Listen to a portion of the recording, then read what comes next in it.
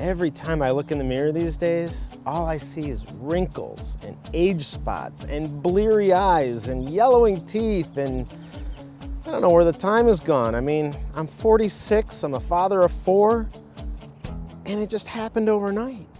And now, having spent a week driving this, I actually like it. Man, as a car enthusiast who's loved cars all of his life, it kills me to say that. But I gotta tell you, the 2014 Lexus ES350 is actually one of the best luxury cars that you can buy once you've got an empty nest and all those college tuition bills stop flowing into your mailbox. Now, before you fall asleep or decide to stop watching, let me explain why. I'm Chris Wardlaw for Auto by Tel, and today's review subject, the Lexus ES350.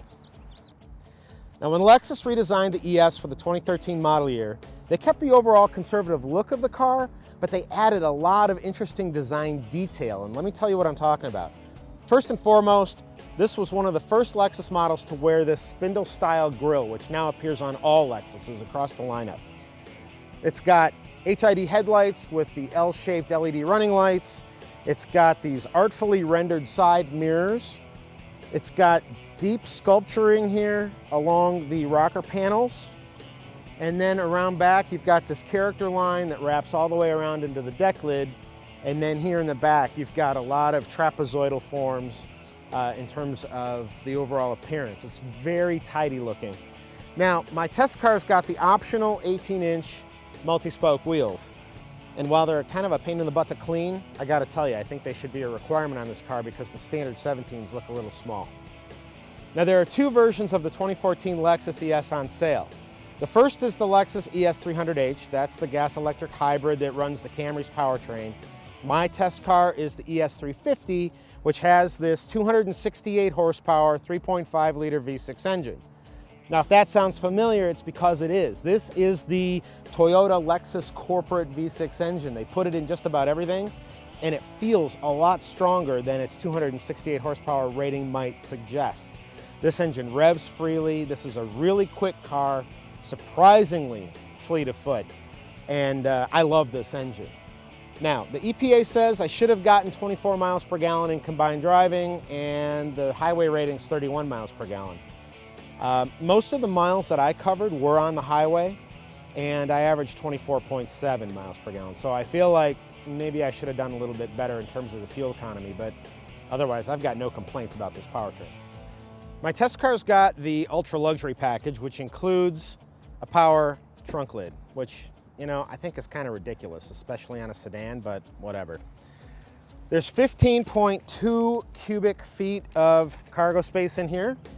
Stroller fits in lengthwise like this. There's not enough room to slide it in that way because the handle sticks out on my model anyway. Here's my wife's beautiful blue suitcase, full-size suitcase. Here's my camera bag, which I forgot to zipper. You can see that the hinges are enclosed on this side. I just noticed that not enclosed on that side for some reason. And there's a first aid kit back here. This cargo net and the cargo mat are options, and then you've got a ski pass-through to carry longer items. The trunk is functional. I had no problem during the week that I was driving the car. I made a lot of airport runs. But I'll tell you what's more impressive than this car's trunk space is the back seat accommodations. Now, as you can see, I've got plenty of legroom in here. My pants are 33-inch inseam. I've got no problem here. Foot space is just a little snug, but I also have size 12 feet, so, you know, take it for what it's worth. My ultra luxury package equipped car has got these manual side window shades. It's got a power rear window shade. But what this back seat does not have, and it's kind of surprising, is there aren't any rear seat heaters, which you can get in a Hyundai Elantra these days. And also there are no USB charging ports. And the only reason I noticed that is because for the past week I've had a couple of phone percentage obsessed teenage girls in this car. And oh my gosh, the argument over who was going to use the USB port in the center console. I mean, seriously, I wanted to kick those girls out of the car and leave them at the side of the road.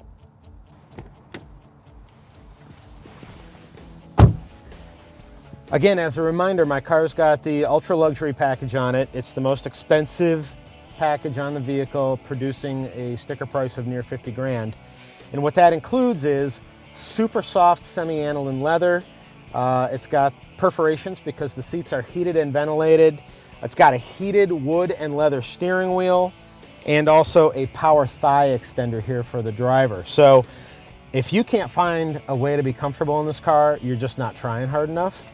The one thing that it doesn't have and that would really help is a massaging feature for the driver's seat. And I would remind Lexus that you can get one of those in a Ford Taurus.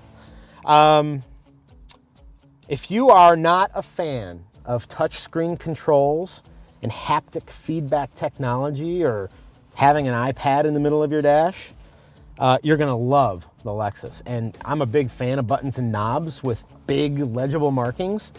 And this Lexus has got it all. I mean, this remote touch controller device here basically operates the screen. And the only reason I had to use this was to reference the map or to use the navigation system. Everything else, stereo, climate control, ventilated seats, seat heating, power rear shade, everything is controlled using buttons and knobs, and it's kind of old school, but I love this car for that. It's so simple and easy to operate.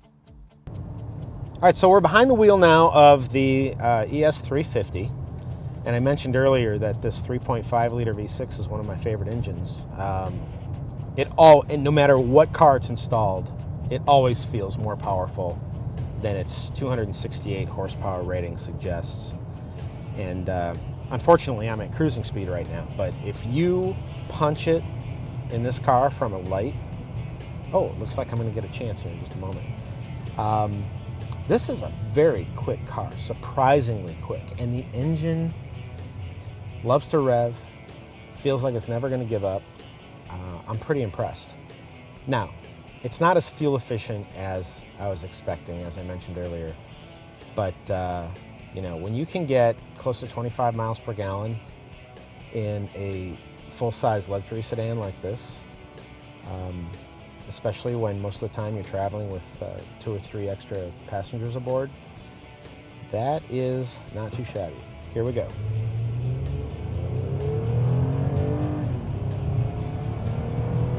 And there's 60. I don't know how long that took, but I'm pretty sure that some people behind me are going, dang, that's a Lexus ES? Maybe not, I don't know. You know, it's early in the morning and everybody's sleepy. But as I said, this is not a twisty road kind of a car. This is a car that you get in every day for a commute or a cross-country road trip, and you sit in comfort and you listen to your nice stereo system and you just pass the time blissfully. No surprise here, but the 2014 Lexus ES350 is not the luxury car to buy if you like to take the long and twisty way home like I do. Within the Lexus family of sedans, the IS350 is the car for that. For everybody else though, the ES350 is the one to get. It provides style, simplicity, sophistication, and supple comfort. The 4 S's, right? Those are the things you're looking for in a luxury car. This one delivers. For Auto by Tel, I'm Chris Wardlaw, and I'll see you right back here next time.